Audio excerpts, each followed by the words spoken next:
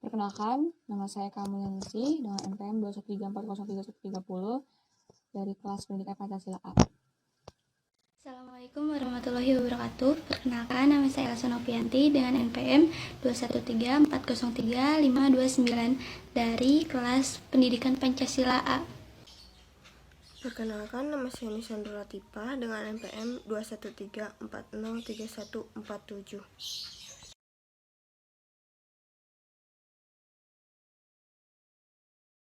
Perkenalkan, nama saya Muhammad Zakin Alfa Fauzan dengan NPM 213403121 dari kelas Pendidikan Pancasila A. Kami di sini akan mempersepsikan tentang bab 7, yaitu Pancasila sebagai dasar nilai pengembangan ilmu. Langsung saja ke materi yang pertama, yaitu hakikat ilmu pengetahuan. Apa itu ilmu? Kata ilmu berasal dari bahasa Arab alima yang berarti pengetahuan. Pemakaian kata ini dalam bahasa Indonesia kita ekuivalenkan dengan istilah sains yang berarti pengetahuan. Jadi ilmu adalah pengetahuan. Nah, apa saja isi pengetahuan ilmu? Ilmu mengandung 3 kategori, yaitu hipotesis, teori, dan dalil hukum. Hipotesis, dugaan, dan pikiran berdasarkan jumlah data. Apabila data itu valid, hipotesis akan menjadi tesis, dan hipotesis akan menjadi teori. Nah, jika teori mencapai generasi umum, akan menjadi dalil, dan apabila teori memastikan hubungan sebab akibat, akan menjadi hukum. Ada juga pengetahuan dalam ensiklopedia dijelaskan pengetahuan adalah kepercayaan yang benar.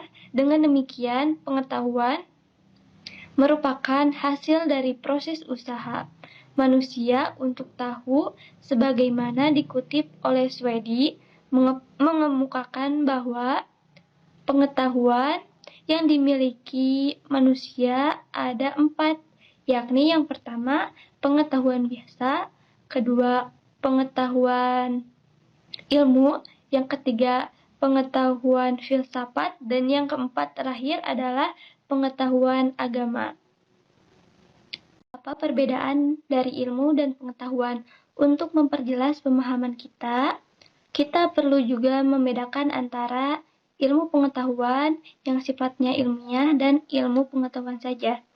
Ilmu pengetahuan prailmiah belum memenuhi syarat, dan kalau ilmu pengetahuan ilmiah harus memenuhi syarat. Pada dasarnya, pengetahuan berbeda dengan ilmu. Perbedaan itu terlihat dari sifat sistematisnya dan cara memperolehnya. Dalam perkembangannya, pengetahuan dengan ilmu bersinonim arti, sedangkan dalam arti material keduanya mempunyai perbedaan. Dari hal tersebut, maka dapat diketahui bahwa ilmu adalah sebuah pengetahuan yang berobjek, bersistem, bermetode, dan bersifat universal. Setiap ilmu pasti pengetahuan, namun tidak semua pengetahuan adalah ilmu. Sekian penyampaian dari saya. Wassalamualaikum warahmatullahi wabarakatuh. Dan kali ini saya akan memaparkan materi kedua, yaitu perkembangan iptek. Manusia menemukan ilmu pengetahuan dan teknologi atau iptek karena manusia kembali pada jalan pikir yang rasional. Rasional yang dimaksud adalah manusia mulai mengembangkan kemampuan menganalisis relevansi suatu informasi. Ilmu pengetahuan berkembang secara bertahap dimulai dari zaman pra-Yunani kuno sampai ke masa kontemporer. Di sini saya akan menjelaskan perkembangan iptek pada zaman pra-Yunani kuno. Pada zaman ini, manusia masih menggunakan batu sebagai peralatan atau yang lebih dikenal dengan zaman batu. Kemampuan menemukan abjad dan sistem bilangan alam sudah menampakkan perkembangan. Begitu juga dengan kemampuan menulis, berhitung, dan menyusun kalender yang didasarkan sintesa terhadap pemikiran abstraksi manusia. Pada zaman ini, pengetahuan masih didasarkan pengalaman dalam kehidupan sehari-hari. Lalu pada zaman Yunani kuno, pada masa itu dianggap sebagai gudang dari ilmu dan filsafat. Karena bangsa Yunani pada masa itu tidak lagi mempercayai mitologi-mitologi. Bangsa ini sudah tidak mempercayai bahwa pengalaman berdasarkan sikap reseptif attitude atau sikap menerima begitu saja. Kemudian pada zaman abad pertengahan, ilmuwan pada masa ini hampir semua adalah teolog, sehingga aktivitas ilmiah terkait dengan aktivitas keagamaan. Pada zaman Renaissance, ditandai sebagai era kebangkitan kembali pemikiran yang bebas dari dogma-dogma atau doktrin agama. Zaman ini juga merupakan peralihan ketika kebudayaan abad pertengahan mulai berubah menjadi suatu kebudayaan modern. Ilmu pengetahuan yang paling berkembang pada zaman Renaissance adalah ilmu astronomi. Zaman ini juga melahirkan banyak sekali tokoh-tokoh terkenal seperti Roger Bacon, Copernicus, Johannes Kepler, Galileo Galilei. Selanjutnya ada pada zaman modern ditandai dengan berbagai penemuan dalam bidang ilmiah. Perkembangan pada zaman ini sudah dirintis sejak zaman Renaissance. Dan terakhir adalah pengembangan iptek pada zaman kontemporer sampai sekarang. Zaman kontemporer terjadi pada abad 20 dan seterusnya. Zaman ini ditandai dengan penemuan berbagai teknologi canggih, teknologi komunikasi dan informasi termasuk salah satu yang mengalami kemajuan yang sangat besar. Selanjutnya ada materi mengenai Pancasila sebagai dasar pengembangan ilmu, pengetahuan, dan teknologi. Iptek sebagai asas pembangunan dan sebagai salah satu bidang pembangunan yang sejajar dengan bidang pembangunan lainnya, maka secara sadar kita mengakui dan memahami betapa pentingnya iptek bagi kehidupan berbangsa dan bernegara. Pancasila sebagai ideologi negara merupakan kristalisasi nilai-nilai budaya dan agama dari bangsa Indonesia yang mengakomodir seluruh aktivitas kehidupan bermasyarakat, berbangsa, dan bernegara. Dan kali ini saya akan menguraikan nilai-nilai Pancasila sebagai pengembangan ilmu pengetahuan dan teknologi. Sila pertama, ketuhanan yang Maha Esa, memberikan dasar bahwa iptek tidak hanya memikirkan apa yang ditemukan, apa yang dibuktikan, dan apa yang diciptakan, tetapi juga harus dipertimbangkan maksud dan tujuannya. Sila kedua, kemanusiaan yang adil dan beradab. Sila ini memberikan dasar-dasar moralis bahwa manusia dalam pengembangan iptek haruslah dengan cara-cara yang beradab. Sila ketiga, persatuan Indonesia. Sila ini mendasari bahwa iptek hendaknya dapat menumbuhkan rasa nasionalisme, rasa kebesaran negara, serta rasa keluhuran bangsa sebagai bagian dari umat manusia di dunia. Sila keempat, kerakyatan yang dipimpin oleh hikmat kebijaksanaan dalam permusyawaratan perwakilan, yang mendasari bahwa pengembangan iptek itu haruslah bersifat demokratis. Sila kelima, keadilan sosial bagi seluruh rakyat Indonesia. Sila ini sebagai dasar dalam pengembangan iptek dalam menjaga keseimbangan keadilan dalam kehidupan kemanusiaan. Sekian materi dari saya. C. Urgensi kedudukan Pancasila sebagai dasar pengembangan iptek. 1. Urgensi kedudukan Pancasila sebagai dasar nilai pengembangan ilmu. Kemajuan iptek tidak selalu memberikan dampak positif bagi proses kemandirian dan sikap menghargai hasil produktivitas dalam negeri.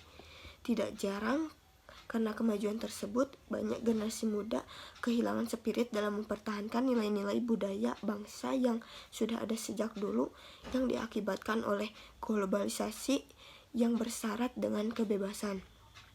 1. Menurut Surajio tahun 2004 halaman 134, paling tidak ada 3 faktor sebagai indikator bahwa ilmu pengetahuan itu bebas nilai, yang bermakna bahwa iptek tidak bertentangan dengan nilai-nilai yang terkandung dalam Pancasila, mengandung asumsi bahwa ilmu pengetahuan dan teknologi itu berkembang secara otonom. Kemudian dalam perjalanannya dilakukan adaptasi dengan nilai-nilai Pancasila. Yang kedua, menurut Sastra Prateja tahun 2006 halaman 52-53, setiap ideologi negara harus mampu. Kedudukan Pancasila sebagai landasan kebijakan pengembangan iptek bermakna bahwa setiap ilmu pengetahuan dan teknologi yang dikembangkan di Indonesia harus menyertakan nilai-nilai Pancasila sebagai faktor internal, mengendalikan bahwa sejak awal pengembangan iptek harus sudah melibatkan nilai-nilai Pancasila.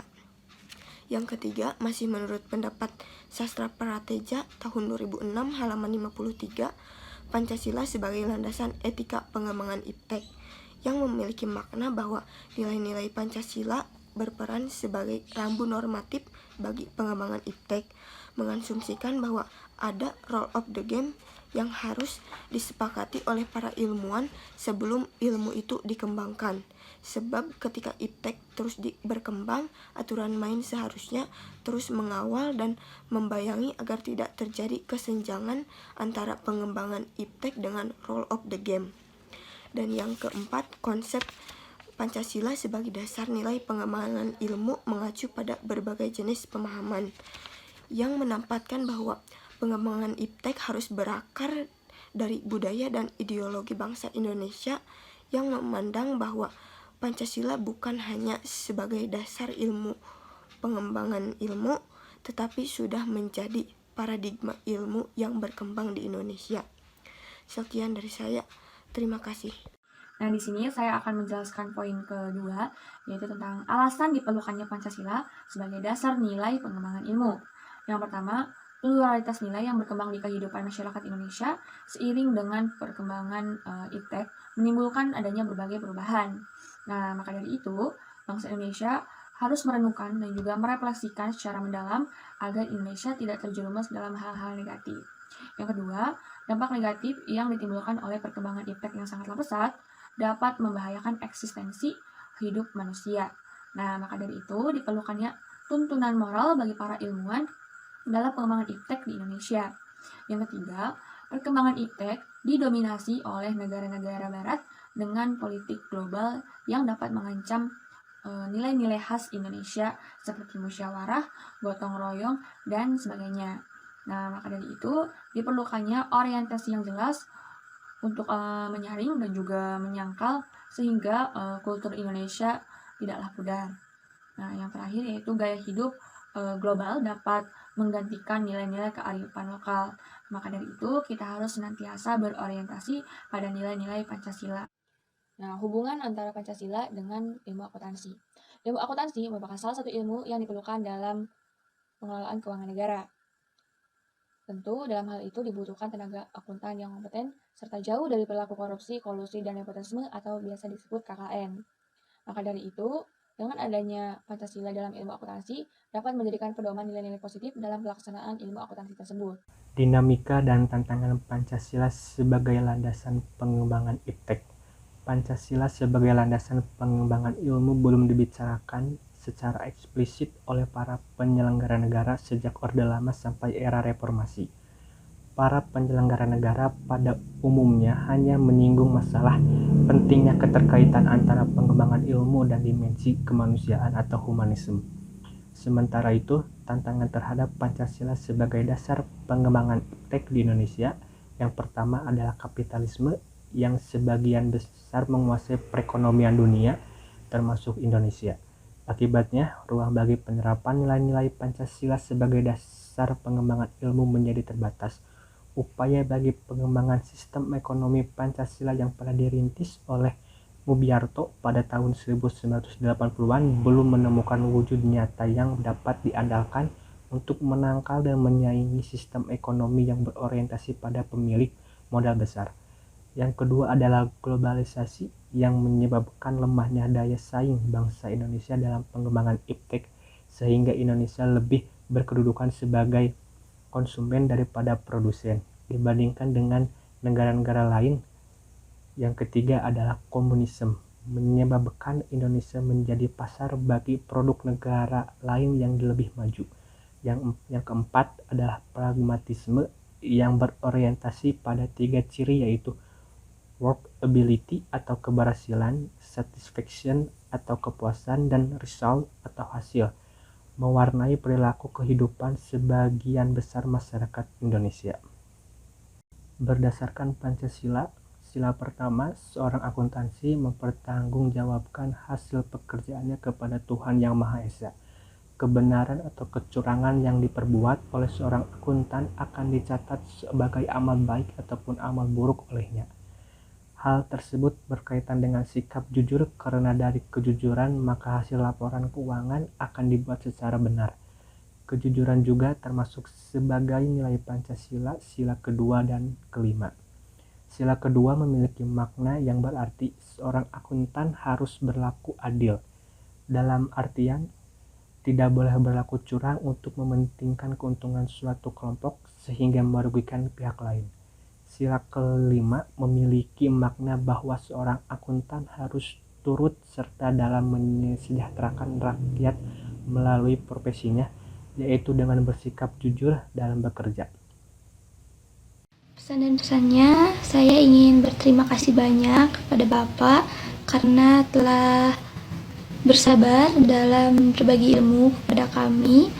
Karena banyak sekali tantangannya, tetapi Bapak tetap semangat dalam mengajar atau memberikan ilmu kepada kami. Kesan dan pesan saya belajar pendidikan Pancasila bersama Pak Adi menyenangkan dengan cara belajar yang cukup berbeda dari kebanyakan pengajar lain. Tetap semangat dalam mengajarkan Pancasila agar semua orang bisa menjadi warga negara yang baik dan paham akan pentingnya Pancasila. Terima kasih. Pesan saya selama mengikuti matkul pendidikan Pancasila ini sudah cukup baik. Baik itu dari segi pembelajaran maupun dari segi dosen juga cukup baik. Dan untuk Pak Adi, terima kasih selaku dosen pendidikan Pancasila sudah mengajak kami untuk berdiskusi dari setiap permasalahan-permasalahan yang ada dari setiap babnya sehingga menciptakan suasana kelas yang atraktif. Dan pesan saya kepada Pak Adi, terima kasih sudah menjadi dosen pendidikan Pancasila selama 1 semester ini dan menciptakan suasana pengajaran yang baik. Tentunya semoga di kedepannya metode pembelajarannya lebih divariatifkan kembali sehingga pembelajaran menjadi lebih menarik lagi. Kesan saya selama pembelajaran bersama Pak Adi dalam mata kuliah pendidikan Pancasila adalah saya mendapatkan experience belajar yang menyenangkan bersama Pak Adi. Dan pesan saya kepada semuanya, terkhususnya lagi Pak Adi, semangat dalam menimba ilmu dan jangan pernah berhenti bersemangat untuk mengajar. Sekian. Pesan kesan saya selama berada di kelas ini adalah saya bisa mendapatkan ilmu Pancasila tidak hanya berdasarkan teori-teori, tetapi diiringi dengan diskusi dan contoh dalam kehidupan nyata. Dan belajar dengan Bapak saya sangat menyenangkan. Semoga Bapak sehat selalu. Terima kasih.